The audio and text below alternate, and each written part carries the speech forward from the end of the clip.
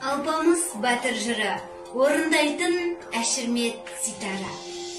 Бұрынғы өткен заманда, дін мұсылман аманда, жейделі байсын жерінде, Қоңырат деген елінде, Байбөрі деген бай бопты, төрт түлігі сай бопты, 90 мың екен қорасы, мұрындық ноқта тимеген, түйешілер мінбеген, 80 мың екен маясы.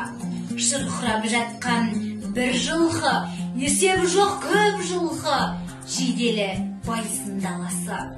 Өз алдына бір бөлек, торысы мен қарасы, аңдай болып көрінген, бозы менен аласы. Соншама бай болса да, жоқ екен ердің баласы. Алланың өзі бермесе, бенденің бар ма шарасы? Атадан жалғыз ереді, еңіреген ердің біреді, жоқ екен іні ағасы. Құлтай деген туысқан, немере мен шөбере, екеуінің арасы. Азырақ баян етейін, құлақсап бұған қарашы. Сол уақыттар болғанда, 80-ге жасы толғанда, кетем деп байық сарманда, қайғы болып қамықты, перзентсіз болып қалғанға.